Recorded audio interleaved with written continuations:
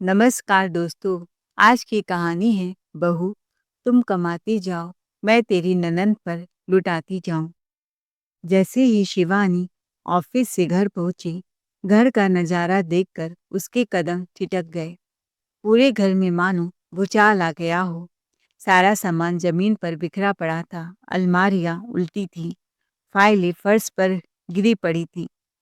उसका पति सचिन गुस्से से लाल आंखें किए बीच कमरे में खड़ा था, मानो आग उगल रहा हो। शिवानी को समझ पाती उससे पहले ही सचिन लड़ने को उतारू हो गया। उसके हाथ से पर्स छीन कर जमीन पर दे मारा, मोबाइल झपट लिया और उसे खोल खोल कर चेक करने लगा, जैसे शिवानी कोई जुर्म करके आई हो। शिवानी धीरे से बोली, सचिन तुम्हें हो क्या गया है? पागल हो गए हो क्या? मैं ऑफिस से आई हूँ, थकी हारी। इतनी रात हो गई है और तुमने सारे घर का हाल क्या बना रखा है? उसकी बात बीच में काटते हुए सचिन गरजा, ऑफिस का भी कोई समय होता है? तुम एकदम नालायक हो, चरित्रहीन हो। तुम्हारा कहाँ चक्कर चल रहा है? कहीं न कहीं जरूर मजे कर रही होगी, तभी तो पति की जरा भी परवाह नहीं है। कमरे में एक पल के लिए सन्नाटा छा गया। शिवानी हैरत में पड़ गई। सचिन ठहाका मारकर हंसा, थकी हारी? वाह, बहाने बनाना तो कोई तुमसे सीखे। ऑफिस में काम काज कम, मजे ज्यादा कर रही हो। शिवानी का सब्र टूट गया। वो उसकी आंखों में आंखें डालकर बोली, हद में रहो सचिन, अपने शक की गंदगी मुझ पर मत उछालो। दिन रात काम करती हूँ ताकि इस घर का खर्च अच्छे से चले और बदले में मुझे ये इल्जाम लगा रहे हो। अपनी बकवास बंद करो। सचिन तिलमिला उठा, इल्जाम नहीं, सच्चाई है। तुम जैसी औरतों को पति की इज्जत की कोई कद्र नहीं होती। मोबाइल बंद करके रखती हो, देर रात घर आती हो, मुझे सब समझ आता है। शिवानी की आंखें भर आई। जब मैं घर संभालूं तो नालायक और बाहर काम करूं तो चरित्रहीन हो गई। आखिर मैं करूं तो क्या करूं?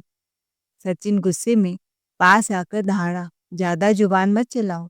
मैं तुम्हारा पति हूँ, मुझे हक है सवाल करने का। शिवानी ने जवाब दिया, पति हो, मालिक नहीं। हक इज्जत का होता है, शक और जिल्लत का नहीं। यह सुनते ही सचिन का चेहरा तमतमा उठा। सचिन झल्लाकर बोला, कम से कम काम से लौटूं तो खाने को कुछ ढंग का मिलना चाहिए। मैं पति हूँ या इस घर का नौकर कि आकर खुद चूल्हे पर चढ़ूं? उबली दाल रखी है, न तड़का न रोटी। क्या कच्चा खाना खा जाऊं? कोई गाय भैंस समझ रखा है क्या मुझे?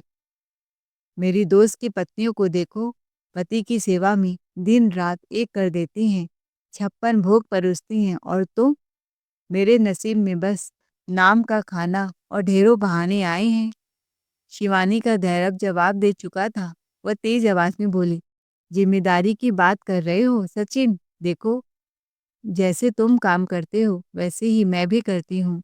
आज ऑफिस में जरूरी मीटिंग थी, इसलिए देर हो गई। ये कोई सैर सपाटा नहीं था। तुम दूसरों से मेरी तुलना मत करो। तुम्हारी दोस्त की पत्नियां सिर्फ घर देखती हैं, मैं घर भी चलाती हूँ और बाहर भी कमाती हूँ। मेरी जिम्मेदारी का बोझ तुम समझ ही नहीं सकते। अरे मेरा छोड़ो, सचिन बोला, हमारी 1 साल की बेटी है, उसे तुम क्रेच में छोड़कर चली गई, उसकी तुम्हें जरा भी परवाह नहीं। अरे मेरी बेटी का फ्यूचर अच्छा रहे, इसीलिए तो जॉब करती हूँ सचिन। सचिन कुछ कह पाता उससे पहले ही शिवानी फट पड़ी। मैं रोज उसके हर काम का टाइम पर करती हूँ, नहलाना खिलाना सुलाना सब कुछ। आज बस एक दिन देर हो गई तो क्या एक दिन तुम नहीं संभाल सकते थे? उसकी आवाज में दर्द भी था और गुस्सा भी। घर सिर्फ औरत की जिम्मेदारी नहीं होता, बेटी सिर्फ मेरी नहीं है, तुम्हारी भी है। शिवानी की बात पूरी भी नहीं हुई थी कि सचिन ताली बजाकर तंज कसने लगा, वाह, अब मुझे भी ज्ञान दिया जाएगा। ऑफिस की मीटिंग का बहाना और माँ बनने का सर्टिफिकेट, सब कुछ तुम्हारे पास रहता है।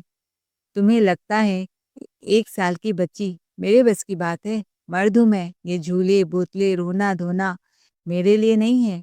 ये सब औरतों के काम होते हैं। उसने दांत पीसते हुए कहा। और सुन, किचन की हालत देखो, खाना आधा अधूरा, घर अस्त व्यस्त। कैसी पत्नी हो तुम?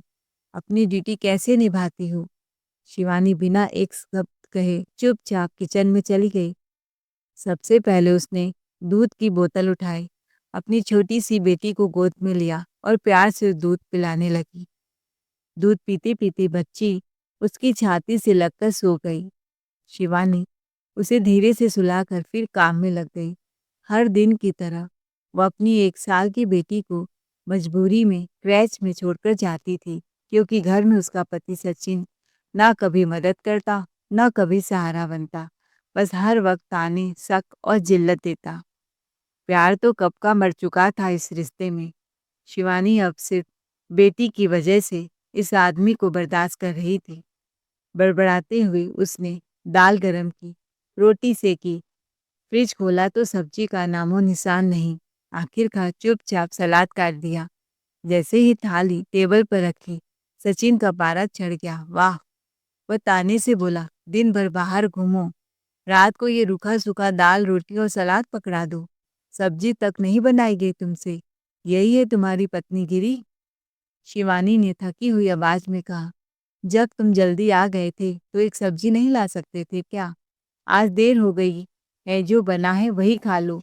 बस यही एक शब्द से सचिन गुस्से में भर गया। उसने थाली पलट दी, दाल जमीन पर फैल गई, रोटियां बिखर गई। गुस्से में वह शिवानी के बाल पकड़कर झटका और दहाड़ा, मुझसे जुबान मत चलाया कर, मैं तुम्हारा पति हूँ, ये भूसे जैसा खाना तुम ही खाओ। उसने शिवानी के मुंह पर वो खाना ठूस दिया और दरवाजा पटकते हुए घर से बाहर निकल गया। शिवानी लड़खड़ा कर जमीन पर गिर पड़ी। जिस्म से ज्यादा उसकी आत्मा को चोट लगी थी। आंखों से आंसू अपने आप बहने लगे। गुस्सा भी था, बेइज्जती भी। वह रो रही थी, खुद के लिए नहीं बल्कि उस बेटी के लिए जिसके लिए वह रोज खुद को तोड़ रही थी। रोते रोते वह बिस्तर पर गई और पड़ते ही सो गई। सचिन रात भर घर नहीं आया। दूसरे दिन सुबह सुबह तड़के ही दरवाजे पर आहट हुई। शिवानी ने सूजी आंखों से दरवाजा खोला। सामने उसकी सास नरगिस जी खड़ी थी। नरगिस जी को देखते ही शिवानी फूट फूट कर रो पड़ी। माँ, देख लीजिए, सचिन मुझे कितना परेशान करता है। अब तो इस घर में उसके साथ रहने का मन ही नहीं करता। एक छत के नीचे छोटी छोटी बातों पर गुस्सा, चीखना, मारना पीटना मैं अब और बर्दाश्त नहीं कर सकती। नरगिस जी ने उसे पास बिठाया, सिर से हिलाया। वे खुद रोते हुए बोली, देख बहू, मेरा तो पति है ही नहीं, मैं तो बस बच्चों के सहारे ही जी रही हूँ। अगर तू चली जाएगी तो मैं किसके भरोसे रहूंगी, कैसे जिंदा रहूंगी? तू मेरी अच्छी बहू है ना, समझदार है, थोड़ा सब्र रख। मैं आ गई हूँ ना, 2-4 दिन यहीं रुकूंगी, सचिन की अच्छी खासी क्लास लूंगी, तू चिंता मत कर, सब ठीक हो जाएगा। सहानुभूति जताते हुए उसकी सास बोली, मुझे समझ नहीं आता कि मेरे बेटे को अचानक क्या हो गया है। लगता है उसकी संगत कहीं गलत दिशा में चली गई है। न जाने वह ऐसी बातें और ऐसा व्यवहार कहाँ से सीख रहा है। जब वह घर लौटेगा मैं खुद उसे कड़ी फटकार लगाऊंगी। ऐसे कैसे वह मेरे बहू पर हाथ उठा सकता है? शिवानी मन ही मन सोचने लगी, काश हर घर में ऐसी ही सास हो तो शायद किसी औरत को दुख का मुंह ही न देखना पड़े। ऐसी औरतें आखिर मिलती कहाँ हैं जो बेटे को डांटने की बात खुले तौर पर कहे। उसका दिल सास के प्रति सम्मान और अपनापन से भर उठा। भावुक होकर वह बोली, मम्मी जी, आप कितनी अच्छी हैं, पता नहीं सचिन ऐसे कैसे बन गए। सास ने भरोसे से कहा, तू चिंता मत कर बहू, मैं उसे अच्छे से समझाऊंगी और अगर नहीं माना तो उसे कस कर 2 थप्पड़ भी लगाऊंगी। दरअसल नरगिस जी अपने बेटे बहू के साथ नहीं रहती थी। नरगिस जी अपनी पुश्तैनी मकान में रहती थी, पर बेटे बहू उनके घर से करीब 2 घंटे की दूरी में नौकरी की वजह से दूर रहते थे। उनकी बेटी का ससुराल उनके पुश्तैनी मकान के पास ही था, इसीलिए माँ बेटी का मिलना जुलना रोज का हो जाता था। दुख सुख सलाह मशविरा सब वही होता था। लेकिन जब भी शनिवार रविवार आता या कभी सचिन का फोन आ जाता तो नरगिस जी बेटे के घर भी चली आती थी। आकर वे शिवानी के काम में थोड़ी बहुत मदद कर देती, कभी रोटी बेल देती तो कभी सब्जी काट देती, तो कभी अपनी नन्ही पोती को गोद में लेकर उसे रोने से बहला देती। शिवानी के लिए वही 2 दिन थोड़े राहत के होते थे। कम से कम तब उसे हर काम अकेले नहीं करना पड़ता था। नरगिस जी पोती को संभालते हुए कभी-कभी मुस्कुरा कर कहती, बहू, बच्ची मुझे दे दे, तू जरा चैन से काम निपटा ले। उन पलों में शिवानी को एक पल के लिए लगता शायद वह अकेली नहीं है, पर यह सहारा सिर्फ 2 दिनों का होता था।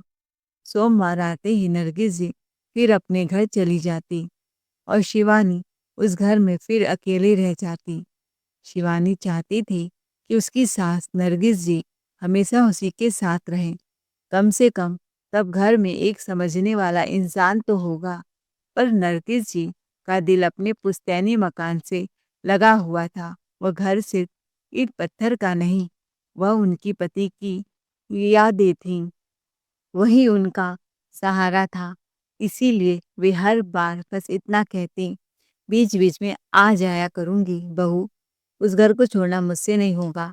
जब भी सचिन कोई गलती करता या हद से आगे बात बढ़ जाती तो शिवानी रोते हुए उन्हें फ़ोन कर देती और हर बार नरगिस जी प्यार से उसे समझाती, शांत रह बहू, गुस्से में लिया फैसला ज़िंदगी भर का पछतावा बन जाता है। मैं हूं ना, सब संभाल लूँगी। उनकी आवाज़ शिवानी के बिखरे मन पर मरहम बन जाती। इसी भरोसे के सहारे शिवानी हर बार घर छोड़ने के कदम से रुक जाती। वह सोचती, अगर सास साथ हैं तो शायद एक दिन सब ठीक हो जाएगा। पर जैसे ही आज सचिन घर लौटा, नरगिस जी पहले से ही इंतजार में बैठी थी। वे ऊंची आवाज में बोली, बहू है वो मेरी, कोई नौकरानी नहीं। इज्जत देना सीख बेटा, औरत को दबाकर मर्द नहीं बनते। सचिन सकपका गया। माँ के सामने उसकी आवाज़ बंद हो गई। माँ, आप बात को बढ़ा रही हैं। चुप, नरगिस जी बरस पड़ी। कल रात जो तूने किया, अगर तेरा बाप जिंदा होता तो तुझे घर से बाहर निकाल देता। बीवी हाथ उठाने के लिए नहीं होती, साथ निभाने के लिए होती है। शिवानी कोने में खड़ी चुपचाप सब सुन रही थी। आज पहली बार किसी ने उसके दर्द को समझा था। नरगिस जी के रहते सचिन बदला बदला सा रहा। धीमी आवाज में बात करता, खाना चुपचाप खा लेता और शिवानी से नजरें चुरा कर चलता। 2-4 दिन रुकने के बाद नरगिस जी अपना सामान समेट रही थी। तभी उन्होंने प्यार से शिवानी को पास बुलाया। शिवानी बेटा, आज तो मैं चली जाऊंगी।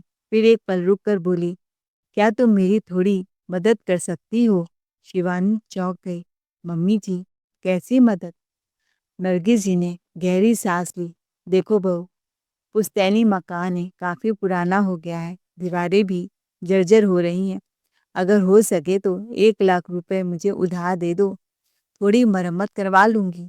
फिर उन्होंने वही बात कही जो हर बार शिवानी का दिल पिघला देती थी। आखिर बाद में वो घर तुम्ही लोगों का तो होना है। शिवानी पढ़ी लिखी तो थी, पर दिल की बहुत भोली थी। वह सास की मीठी मुस्कान के पीछे छुपी चालाकी को समझ ही नहीं पाई। नरगिस जी हर बार वही तरीका अपनाती, 2 मीठे बोल, थोड़ी सहानुभूति और बेटे के खिलाफ नकली चिंता। शिवानी उन्हीं बातों में हर बार बहल जाती। वह मन ही मन सोचती, मेरी सास तो कितनी सही है, गलती सिर्फ सचिन की है, पर असलियत इससे कहीं ज़्यादा कड़वी थी। नरगिस जी ऊपर से बेटे को डांटने की बात करती, पर अंदर ही अंदर उसी के कान भरती रहती कि बहू को हमेशा अपने मुट्ठी में रखना, क्योंकि अगर शिवानी चली गई तो उनका बैंक बैलेंस कौन बढ़ाएगा। शिवानी के लिए गए पैसे वे चालाकी से अपनी बेटी को दे देती थी और हर बार कोई नया बहाना, कभी मकान की मरम्मत, कभी दवा, कभी जरूरत का नाम, झूठ पर झूठ और बहाने पर बहाने। शिवानी को इन सब की जरा भी भनक नहीं थी। वह अपनी सास पर आंख मूंद कर भरोसा करती रही। उसे क्या पता था कि जिसे वह माँ समझ रही है, वही धीरे धीरे उसकी जिंदगी की सबसे बड़ी साजिश रच रही हैं। एक दिन सचिन अपने दोस्तों के साथ घर आया। आते ही वह ऊंची आवाज में बोला, शिवानी, आज मेरे दोस्तों के लिए उनके पसंद का खाना बना देना, कोई कमी नहीं होनी चाहिए। पर उस दिन शिवानी की तबीयत ठीक नहीं थी। सिर भारी था, बदन टूट रहा था। उसने हिम्मत करके पूरी सब्जी बनाया पर नमक डालना भूल गई। जैसे ही सचिन ने खाना खाया, उसका खून खौल उठा। दोस्तों के सामने तो वह जबरदस्ती हंसता रहा, पर उसकी आंखों में जहर साफ दिखाई दे रहा था। दोस्तों ने खाना खाने से मना कर दिया और बिना खाना खाए ही चले गए। फिर क्या था, सचिन का असली चेहरा सामने आ गया। दोस्तों के जाते ही वह चिल्लाया, मेरी इज्जत की कोई कद्र है कि नहीं तुझे? मैंने क्या कहा था और तूने क्या किया? शिवानी ने थकी हुई आवाज में कहा, मेरी तबीयत ठीक नहीं थी, इसीलिए नमक डालना भूल गई। उसकी बात पूरी भी नहीं हुई थी कि सचिन का गुस्सा फूट पड़ा। बहाने, और चिल्लाने लगा, मेरी बीवी होकर मेरी बात नहीं मानोगी? और फिर उसने हद पात कर दी। उसने शिवानी को 2 थप्पड़ जड़ दिया और फिर गुस्से में तमतमाता हुआ बाहर चला गया। रोते हुए शिवानी ने नरगिस जी को फोन किया। दर्द शब्दों में अटक अटक कर बाहर आ रहा था। मम्मी जी, अब इनका जुल्म बर्दाश्त नहीं कर सकती मैं। नरगिस जी समझाने लगी, बहू, मैंने कितने अरमानों से तुझे इस घर में बहू बनाकर लाया था। वे आह भर कर रोते हुए बोली, क्या ऐसे ही घर छोड़कर चली जाएगी? तलाक की बात सोच भी कैसे ली तूने? जरा मेरे बुढ़ापे का भी तो ख्याल कर, मैं किसके सहारे जीऊंगी? शिवानी ने कदम डगमगा गए। दिल ने दिमाग को चुप करा दिया। उसे लगा शायद मम्मी जी सही कह रही हैं। तभी नरगिस जी ने बात का रुख बदलते हुए कहा, अच्छा, बहुत हो गया रोना, अब चुप हो जा। मैं अपने बेटे को समझाऊंगी। देखना, सब ठीक हो जाएगा। आंसू पोंछ ले। वैसे भी आजकल मेरी तबीयत ठीक नहीं रहती। अगर तू घर छोड़कर चली गई तो मैं किसके सहारे जीऊंगी बहू? क्या हुआ मम्मी जी आपको? क्या तकलीफ है? इस भयानक गर्मी में घुटन सी होने लगती है। रात भर नींद नहीं आती, सांस भी भारी हो जाती है। शिवानी ने फौरन कहा, मम्मी जी आप चिंता मत कीजिए, मैं आपके खाते में एसी के लिए 50,000 रुपये ट्रांसफ़र कर देती हूँ। आप आराम से एसी लगवा लीजिएगा। बिजली के बिल की फिक्र भी मत करना, वह मैं संभाल लूँगी। वैसे भी हाल ही में मेरा प्रमोशन हुआ है। नरगिस जी खुशी से चहक उठी, क्योंकि वह यही तो चाहती थी। उसी समय नरगिस जी के दरवाजे पर शोर हुआ। नरगिस जी की बेटी अंजू अपने 6 साल के बेटे गोलू के साथ अंदर आई तो नरगिस जी ने फ़ोन रख दिया। नानी, गोलू ने आते ही खुशी से फ़ोन झपट लिया। मुझे गेम खेलना है, मोबाइल दो। शिवानी के हाथ में फ़ोन था। उधर गोलू गेम में मग्न था और उसने भूल से शिवानी का नंबर फिर से डायल कर दिया। इस बात से अनजान नरगिस जी अपनी बेटी के साथ हंसते हुए बातें करने लगी। देखा अंजू, नरगिस जी ठहाका मारकर बोली, कैसे बेवकूफ़ बनाती हूँ मैं अपनी बहू को। 2 मीठे बोल बोलती हूँ और बदले में उसका पूरा बैंक बैलेंस मेरी मुट्ठी में। बेटे के कान भी भरती रहती हूँ, उसे उकसाती हूँ कि बहू पर जुल्म करे, उसे इतना तोड़े कि वह हर दिन घुट-घुट कर जीने को मजबूर हो जाए। और बहू को मैं अपनी मीठी बातों में ऐसे उलझाए रखती हूँ कि वह घर बैठे-बैठे भी इस घर को छोड़ने की हिम्मत तक न जुटा पाए। अंजू हँस पड़ी, माँ, आप भी कमाल हो। नरगिस जी और खुल गई। कुछ समय पहले ही घर की मरम्मत के नाम पर 1 लाख लिए थे बहू से और सीधे तुझे दे दिए। फिर आंख मारते हुए बोली, और अभी-अभी फिर से 50,000 मांगे हैं एसी के बहाने। हाँ माँ, तुम्हारी ही साजिशों का नतीजा है कि आज मैंने नई गाड़ी खरीदी है। देखो बाहर खड़ी है। मैं तो बस तुम्हें गाड़ी दिखाने आई थी और अब सहेलियों के साथ, ससुराल वालों के साथ घूमने-फिरने और ट्रीट देने के निकल रही हूँ थोड़ी देर में। फिर ठहाका लगाकर बोली, अच्छा ही है माँ, बहू दिन रात मेहनत करे, पसीना बहाए और हम आराम से ऐश करें। दोनों माँ बेटी जोर-जोर से हँस पड़ी। नरगिस जी ने गर्व से कहा, अरे बेटी, बाहर ट्रीट देने की क्या ज़रूरत है? चलो बहू के ही घर चलते हैं। खाना भी मुफ्त में मिलेगा, पार्टी भी हो जाएगी और पैसे भी बच जाएंगे। सालों से उस बेवकूफ़ बहू को कितना निचोड़ चुकी हूँ, खुद मुझे भी हिसाब नहीं रहता। फ़ोन के उस पार शिवानी की सांस रुक गई। उसके हाथ से मोबाइल लगभग छूट ही गया। जिस औरत को वह माँ समझती रही, जिसके एक-एक शब्द पर वह अपना फैसला बदल लेती थी, वही औरत हंसते हुए उसकी जिंदगी का मजाक बना रही थी। उस पल शिवानी को सब समझ आ गया। सचिन का जुल्म, सास की ममता और पैसे की भूख सब एक ही साजिश के हिस्से थे। आंसू नहीं गिरे, अब आंखों में सिर्फ आग थी। आज पहली बार शिवानी अपनी बेवकूफ़ी पर रो पड़ी थी। थोड़ी देर में सचिन नशे में धुत होकर घर लौटा। घर में खाना उसकी उम्मीद के मुताबिक तो बना नहीं था। शिवानी बिस्तर पर लेटी हुई थी, सो नहीं रही थी, सोने का नाटक कर रही थी। सचिन ने आते ही चीखना शुरू कर दिया, इतनी हिम्मत कैसे हुई मेरे दोस्तों को इतना बेकार खाना खिलाने की, और मेरे आने से पहले ही तू सो गई। तू तो मेरे पैरों की जूती है, उठ। गुस्से में उसने शिवानी को सीधे पलंग से खींचकर जमीन पर पटक दिया। शिवानी दर्द से कराह उठी, उसके सिर पर चोट लग गया, खून बहने लगा। मुझे छोड़ दो, मैं अच्छा खाना अभी बनाकर दे रही हूँ। मेरी तबीयत ठीक नहीं थी, समझने की कोशिश करो। लेकिन सचिन पर नशे और अहंकार का भूत सवार था। वह कुछ सुनने को तैयार नहीं था। मौका देखते ही शिवानी रसोई में भागी। मैं अभी खाना बनाकर देती हूँ आपके लिए, और दरवाजा अंदर से बंद कर लिया। कांपते हाथों से उसने पुलिस को फोन कर दिया। कुछ ही देर में महिला इंस्पेक्टर और पुलिस टीम घर के दरवाजे पर खड़ी हो गई। पुलिस देखकर सचिन के पैरों तले जमीन खिसक गई। शिवानी ने पहली बार बिल्कुल मजबूत आवाज में कहा, बस बहुत हो चुका सचिन तुम्हारा ड्रामा, और उसके गाल पर एक झन्नाटेदार तमाचा जड़ दिया। सचिन की तो बोलती बंद हो गई। तुम्हारी मनमानी की हद पार हो चुकी है। अब तुम अपने किए की सजा भुगतोगे जेल में। मैं तुम्हें कब की तलाक दे देती, लेकिन तुम्हारी वही मीठी जहर घोलने वाली माँ, जिसने मुझे भावनाओं के जाल में फंसाकर लूटा। पर अब नहीं, अब सबकी पोल खुल चुकी है।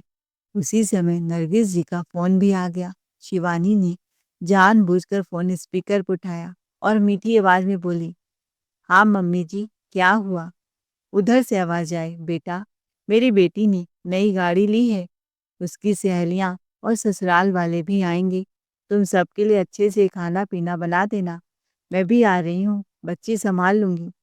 शिवानी ने शांत स्वर में कहा, ठीक है मम्मी जी, आप आ जाइए। आप सबका स्वागत मैं बहुत अच्छे से करूंगी, 56 भोग बनाऊंगी। थोड़ी देर बाद नरगिस जी और उनकी बेटी पहुंची, मुस्कुराते चेहरे के साथ। लेकिन जैसे ही घर में पुलिस देखी, सबके चेहरे के रंग उड़ गए। बहू, बहू, यह क्या, पुलिस घर में? हाँ मम्मी जी, यह सब आपका स्वागत करेंगे। क्या मतलब? शिवानी ने अब नकाब पूरी तरह उतार दिया। मम्मी जी, बहुत उल्लू बना लिया आपने मुझे। अब मेरी बारी है। मैंने सब सहा, मार, ताने, धोखा, लूट, लेकिन चुप रही। उसने पुलिस को बताया। फोन कॉल रिकॉर्डिंग, कमरे में छुपाया गया कैमरा, मैंने जानबूझकर सब रिकॉर्ड किया, ताकि आज कोई झूठ न बच सके। असल में जब नरगिस जी अपनी बेटी के सामने अपनी सारी साजिशें बेझिझक उगल रही थी, उसी पल शिवानी ने चुपचाप मोबाइल की रिकॉर्डिंग चालू कर दी। उधर सचिन के घर लौटने से पहले उसने कमरे में एक कोने में मोबाइल का कैमरा भी ऑन कर इस तरह छुपा दिया कि किसी को जरा भी भनक तक न लगे। फिर जानबूझकर वह सोने का नाटक करने लगी, ताकि सचिन अपना आपा खो बैठे, बदतमीजी करे और उस पर हाथ उठा दे। हर गाली, हर जुल्म, हर हरकत कैमरे में कैद होती चली गई। शिवानी जानती थी यही रिकॉर्डिंग ही उसके लिए सच का सबसे मजबूत सबूत बनेगी, जो यह साबित कर देगी कि उस पर किस तरह सुनियोजित अत्याचार किए जा रहे थे। जब सबूत पुलिस के सामने रखे गए तो कानून ने अपना काम किया। सचिन, नरगिस और उनकी बेटी तीनों को गिरफ्तार कर लिया गया। अब शिवानी अपनी बेटी के साथ सुकून की जिंदगी जी रही है। वह सोच रही थी उसे यह कदम पहले ही उठा लेना चाहिए, पर देरी से ही अब वह शांति, चैन से, आज़ादी से जिंदगी अपने मुताबिक जी रही थी। वह आत्मनिर्भर है, कामकाजी है और किसी पर निर्भर नहीं। उसने वही चुना जो हर औरत को चुनना चाहिए।